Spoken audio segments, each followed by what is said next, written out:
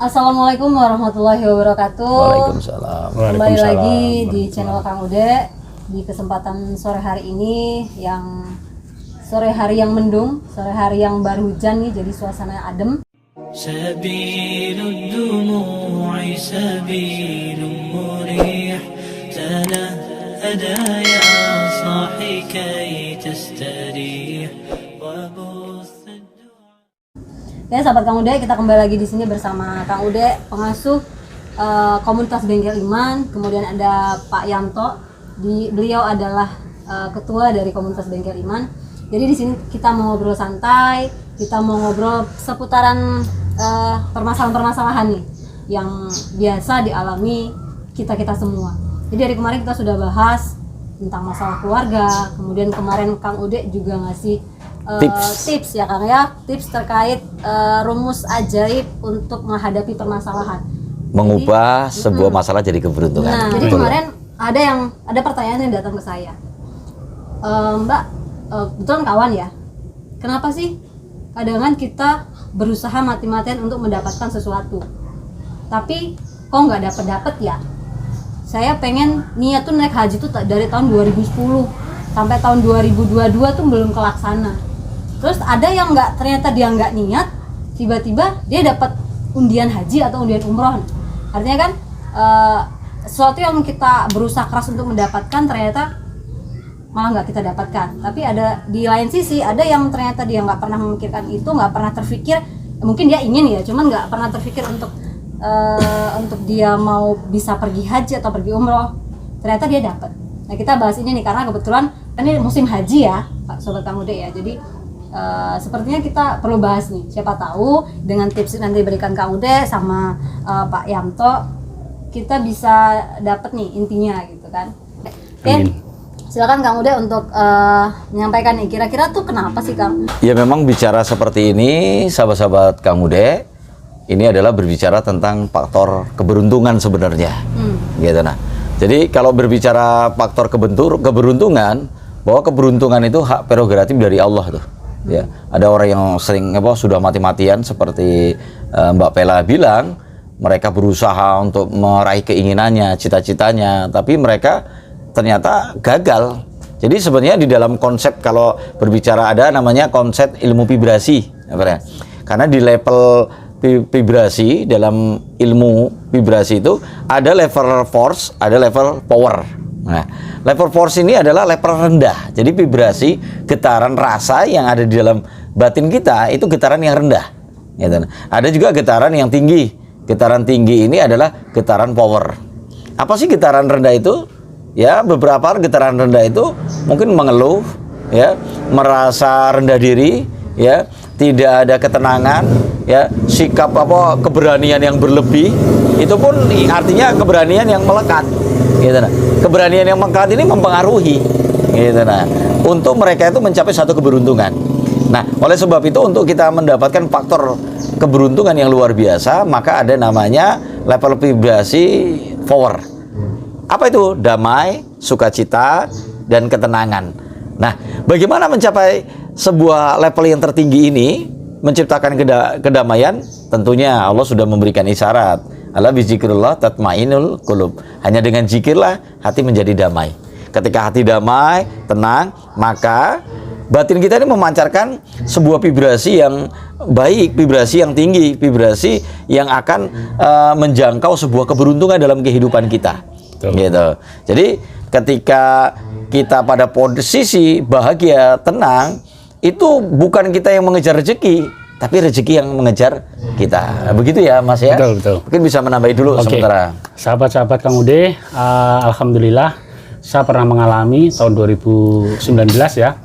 Awalnya tidak ada gambaran kami bisa berangkat ke Tanah Suci ya, umroh. Tapi pada waktu itu kami bersyukur mendapatkan paket gratis dari perusahaan. Subhanallah. Ya, jadi karena kami punya impian. Kami punya impian dan itu sudah kami persiapkan dari jauh hari bahwa perusahaan memberikan sebuah target kalau seandainya nanti tercapai bisa berangkat umroh. Dan alhamdulillah karena kami serius dan kami punya vibrasi yang power tadi, kami sukacita dalam mengejarnya dan akhirnya dimudahkan oleh Allah Subhanahu wa Betul, Ta'ala. betul, luar biasa. Mungkin seperti itu Kang Ude. Iya, jadi sahabat-sahabat Kang Ude, Mbak Vela dan Mas Yanto, sebenarnya ada 3 hal nih yang perlu kita pahami dalam mencapai sebuah keberuntungan, ya. Selain dari segi spiritual, ya. Pertama, sebenarnya mindset yang harus ada dalam diri kita itu, pertama, ketika kita menginginkan sesuatu, kita harus tahu nih apa keinginan kita, jelas. Ya, tadi Mbak Vela katakan pengen naik haji nih. Iya. Berarti kita harus tentukan sebuah keinginan kita, yaitu naik haji. Targetnya gitu. Targetnya. Targetnya. Nah, dan kedua, ini berkaitan dengan sebuah keyakinan. Ya. Jadi ketika kita menginginkan, kita pun harus yakin bahwa kita itu Betul.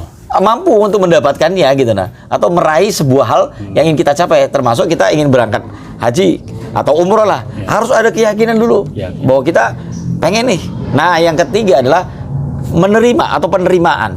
Artinya penerimaan ini begini, Mas Yanto dan Mbak Vela. Penerimaan di sini adalah kita mempersiapkan wadahnya. Artinya kalau kita sudah ingin umroh, kita sudah haji, terus kita yakini, kemudian penerimaan ini adalah kita mencoba deh, sudah belum kita ke travelnya gitu. Artinya mempersiapkan dirinya gitu. Nah, bahwa supaya alam semesta ini mendukung bahwa kita ini benar-benar, karena banyak ketika berapa orang saya tanya pengen umroh nggak atau naik haji, semua pasti menjawab pengen gitu. Nah, terus ketika ditanya sudah belum pergi ke umroh, ke travel umroh atau ke biru-biru ini belum gitu. Nah, jadi ini ternyata yang menghambat, termasuk misalnya jodoh lah. Saya ngambil entengnya jodoh. Ada yang mereka itu menginginkan jodoh, terus kemudian dia penuh keyakinan bahwa jodohnya sebentar lagi akan hadir. Nah, menerimanya bagaimana? Menerimanya kalau dia di rumahnya tidurnya itu hanya dipan yang 1 orang, maka belilah dipan untuk 2 orang. Jadi itu mempersiapkan wadahnya. Jadi kalau wadahnya sudah siap, insya Allah deh, apa yang menjadi target, keinginan, harapan kita itu akan cepat tercapai. Kurang lebih seperti itu. Nah, ada yang lebih penting sebenarnya, Mas Yanto dan Mbak Vela. Sebenarnya sebuah keinginan itu harus sesuai antara apa yang kita pikirkan dan apa yang kita rasa. Betul. Gitu.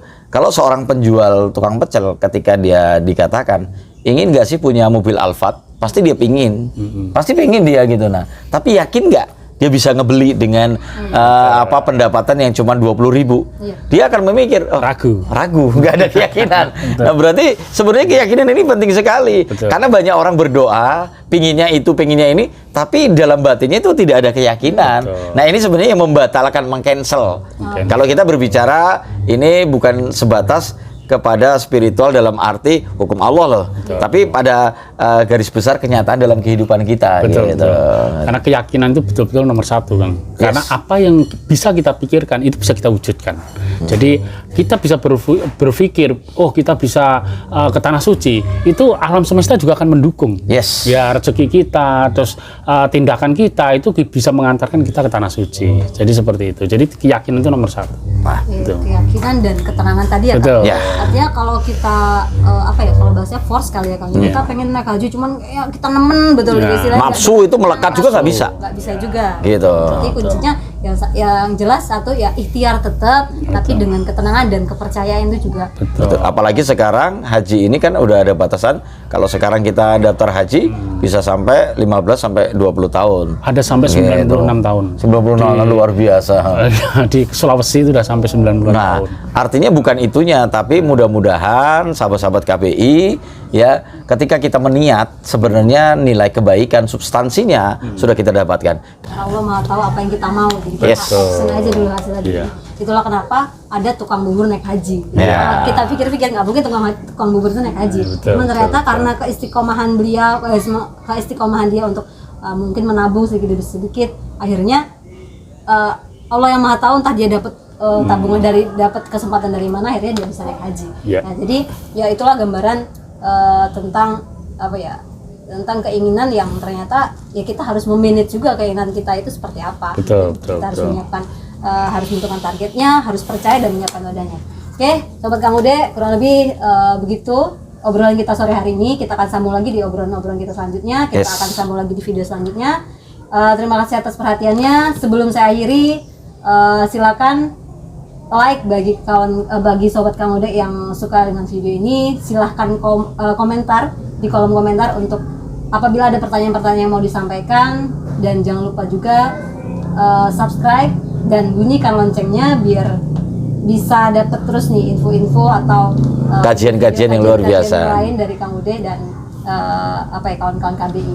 Oke, saya akhiri sampai di sini.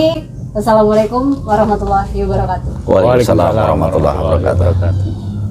سبيل الدموع سبيل مريح تنهدى يا صاحي كي تستريح وبث